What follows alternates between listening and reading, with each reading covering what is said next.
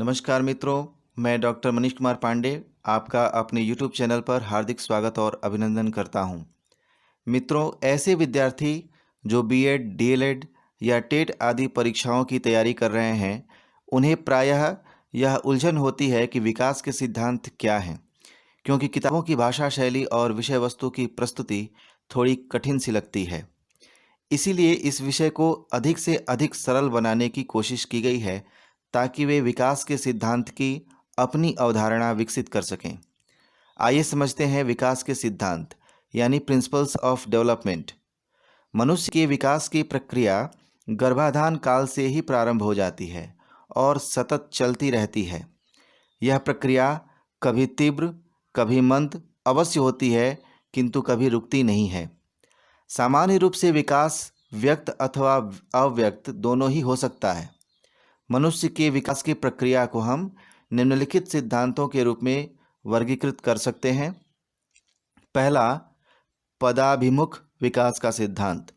दूसरा, समान विकास का सिद्धांत। तीसरा, सामान्य से विशेष विकास का सिद्धांत। और चौथा, वंशानुक्रम व वातावरण के प्रभाव का सिद्धांत। अब अलग अलग समझते हैं कि ये विकास के सिद्धांत क्या हैं। पहला, पदाभिमुख विकास का सिद्धांत। यह वैज्ञानिक रूप से प्रमाणित तथ्य है कि गर्भाधान काल से लेकर जन्म के पश्चात तक मनुष्य का विकास सिर से पैर की ओर होता है। इसे अधोमुखी अथवा पदाभिमुख यानी कि सिफेलोकॉर्डल विकास का सिद्धांत कहते हैं। अब समझने की कोशिश करते हैं विकास का दूसरा यानी कि समान विकास का सिद्धांत। समान जाति के जीवों में विकास का स्वरूप भी समान ही होता है।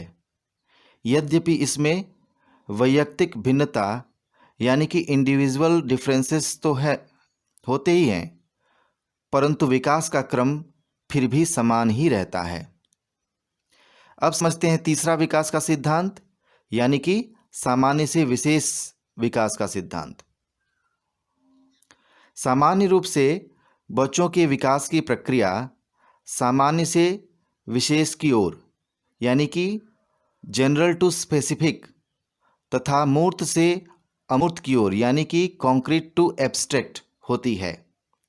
जैसे कोई बालक सबसे पहले समूह अथवा समग्र का प्रत्यक्षीकरण करता है, तत्पश्चात उसकी इकाइयों का विभेद करना सीखता है।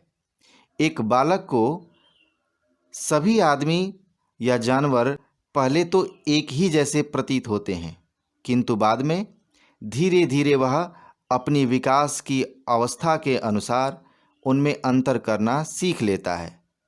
इसीलिए इसे हम सामान्य से विशेष विकास का सिद्धांत कहते हैं। अब समझने की कोशिश करते हैं चौथा यानी कि वंशानुक्रम तथा वातावरण के प्रभाव का सिद्धांत। मनुष्य के विकास में वंशानुक्रम तथा वातावरण की अंतःक्रिया की महत्वपूर्ण भूमिका देखी जाती है। एक ओर जहां वंशानुक्रम मनुष्य के विकास की सीमाएं निर्धारित करता है, वहीं वातावरण उसकी जन्मजात क्षमताओं को प्रभावित करता है। अर्थात मनुष्य के विकास को वंशानुक्रम एवं वातावरण प्रत्यक्ष अथवा परोक्ष रूप से नियंत्रित करते हैं।